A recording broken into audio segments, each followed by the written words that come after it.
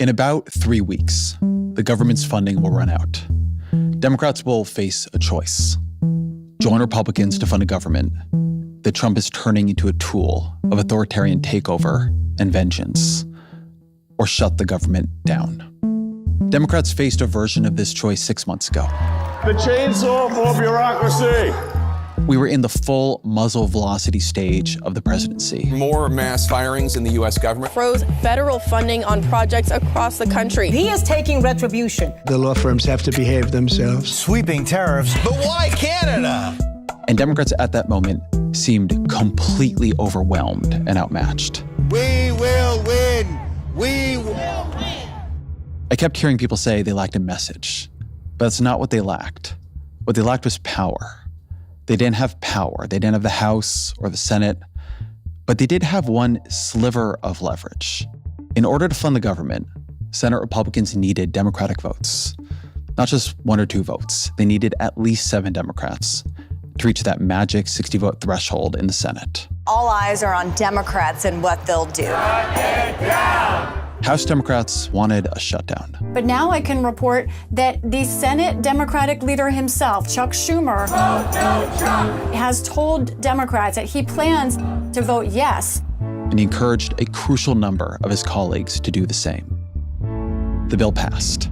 I appreciate Senator Schumer, and I think he did the right thing. To many Democrats, this seemed completely insane. I think it is a huge slap in the face, and I think that there's a wide sense of betrayal.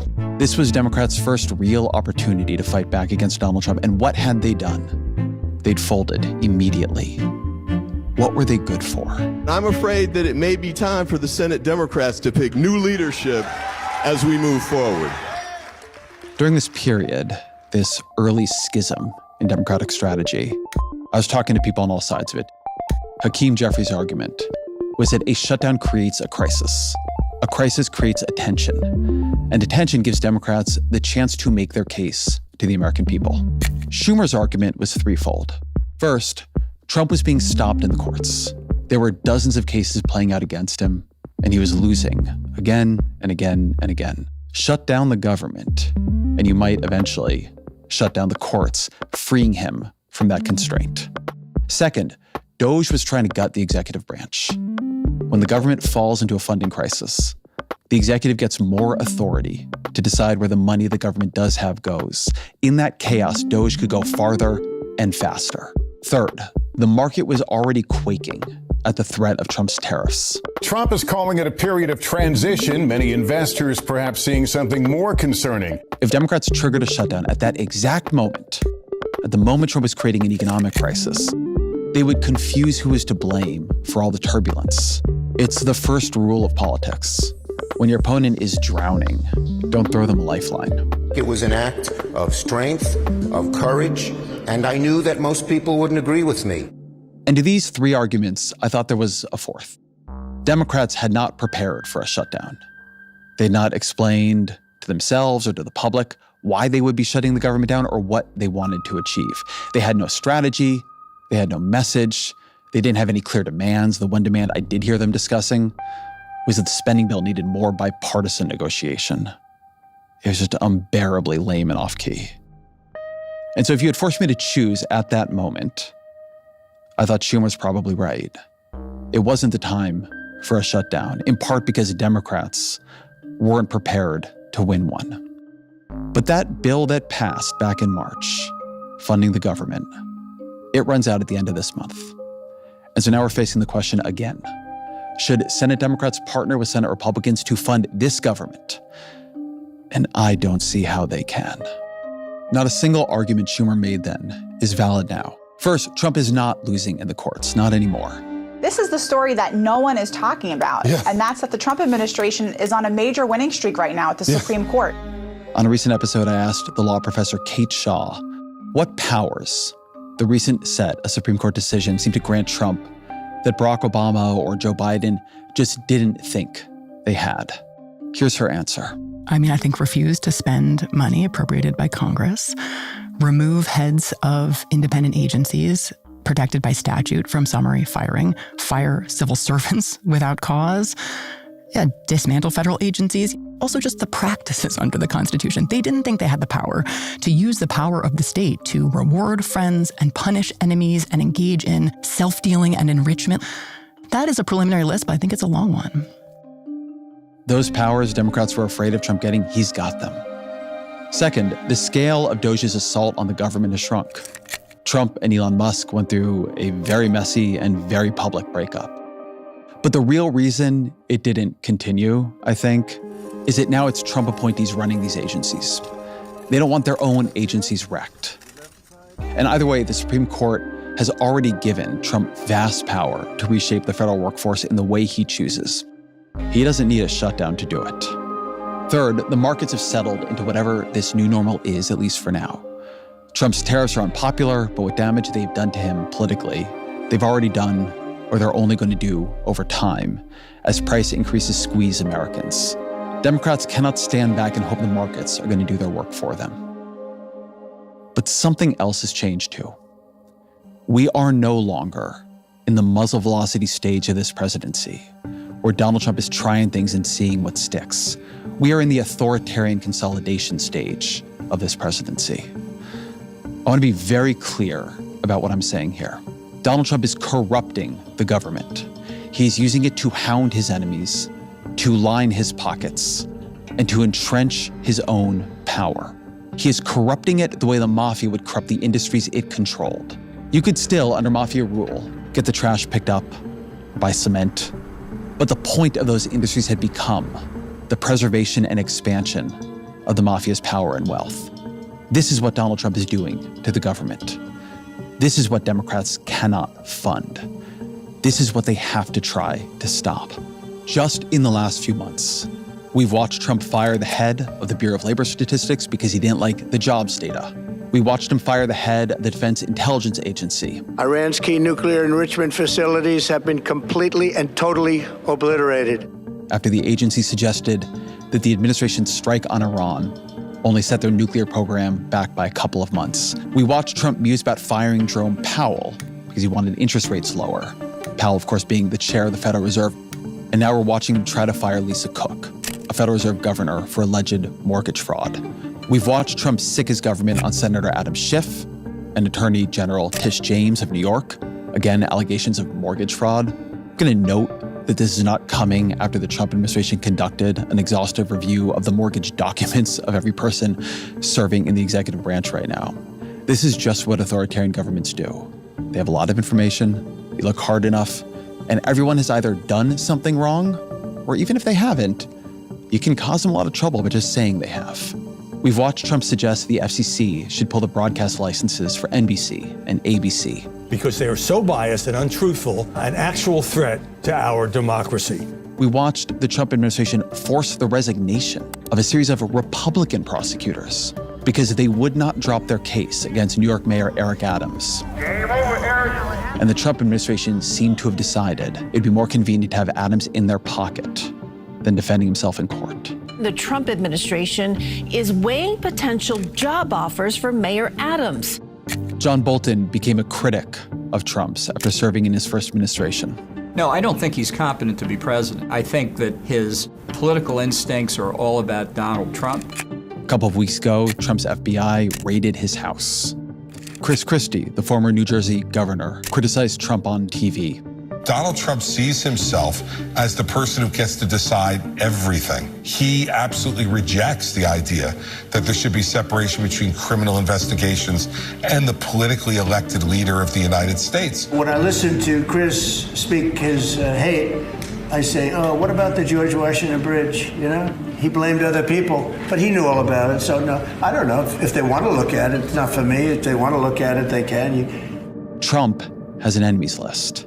And he's using the power of the federal government to punish and harass his foes.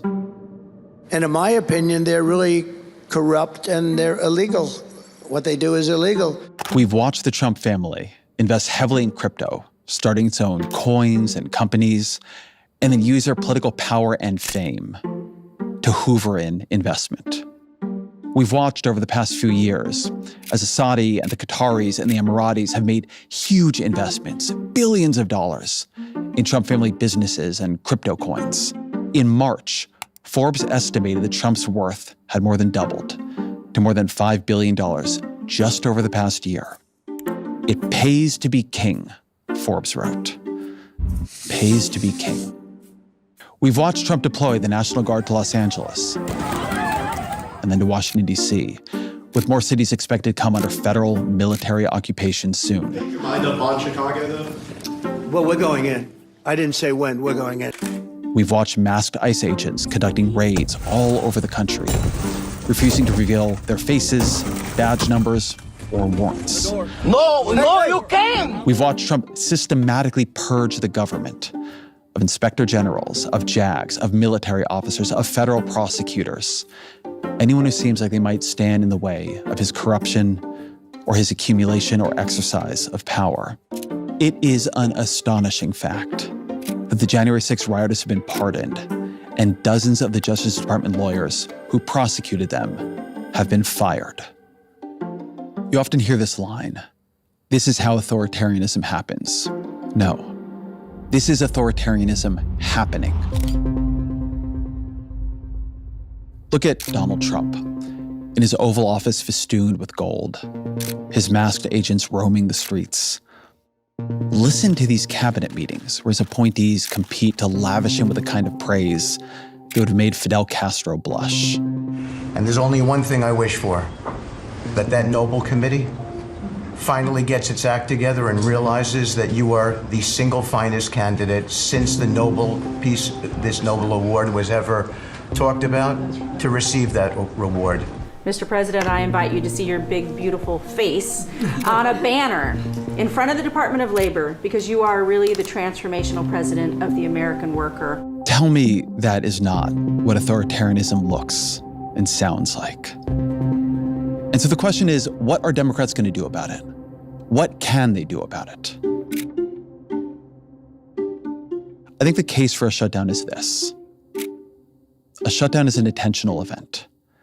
It's an effort to turn the diffuse crisis of Trump's corrupting the government into an acute crisis that the media, that the public will pay attention to.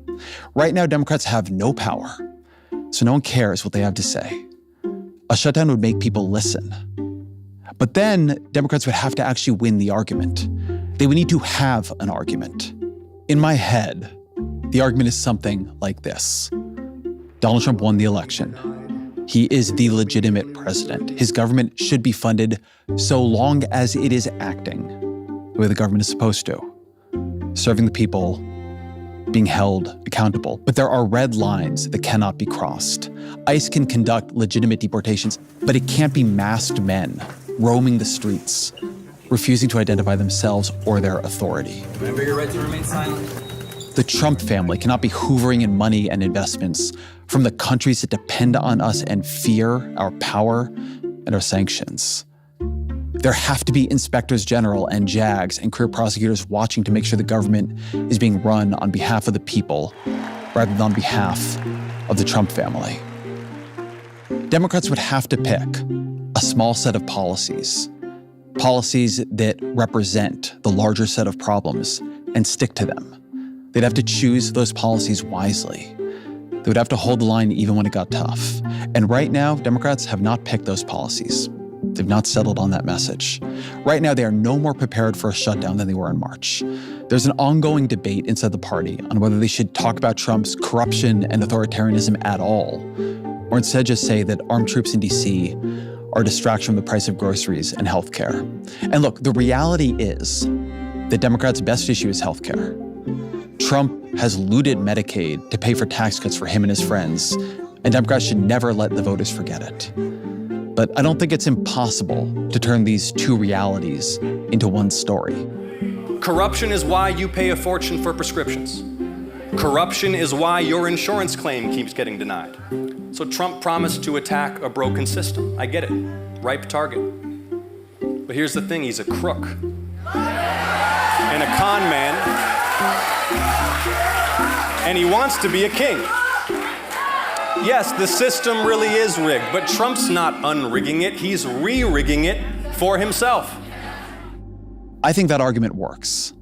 But I am, to be clear, on the side of this debate that says Democrats cannot pretend this is a normal Republican administration and a normal political moment. They cannot ignore masked men in the streets, armed troops in the cities, billions of dollars of money going into the Trump family's pockets, an administration that spins off multiple scandals in a week that would have consumed other presidencies for years. If Democrats cannot make an issue out of all that, then they're screwed, and so are we. And you know what? We might be. Even if Democrats could agree on a message, do they have the messengers? Have Hakeem Jeffries and Chuck Schumer distinguished themselves this year as able to win an argument? Are they going to hold the line as national parks close down, as federal employees are furloughed, if checks stop going out the door, if flights are delayed because air traffic controllers aren't getting paid? I don't know that they will. We all want to pursue a bipartisan, bicameral appropriations process. It is absolutely the case Democrats could lose a shutdown. But whatever they're doing right now, it's not called winning. According to Gallup, the Democratic Party is polling at 34%, lower than Donald Trump, lower than the Republican Party, the lowest level in the decades that Gallup has been asking the question. What's happening here is that Democrats are so unpopular because their own side is losing faith in them. One flashing warning sign is fundraising. Democrats are just failing to raise money. The Democratic National Committee under Ken Martin has just been a disaster. At the end of June, the DNC had $15 million on hand, as compared with the RNC's $80 million.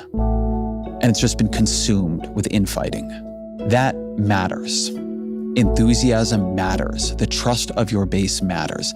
Democrats don't just need people to want them to win. They need people willing to help them win, make them win. The political scientist Russell Hardin made an argument I've been thinking about a lot. Power is a coordination problem. Everyone in society, every person, every institution is a node of coordination. The secret of society is people do what others do. And so if you look at Democrats in Congress right now, the signal they're sending is to not take any risks. Everything is normal. Just wait for the election and hope for the best. I think both that strategy, but also sending that signal is a mistake. The 2026 midterms are 14 months away. The machinery of the state is being organized to entrench Republican power through redistricting, to control information, to punish and harass enemies, to create a masked paramilitary force roaming the streets. Do you just let that roll forward and hope for the best? I'm not going to tell you I'm sure Democrats should shut down the government. I'm not. At the same time, joining Republicans to fund this government is worse than failing at opposition. That is complicity. Democratic leaders have had 6 months to come up with a plan. If there is a better plan than a shutdown, great. But if the plan is still nothing, act normal and hope for the best, then Democrats need new leaders.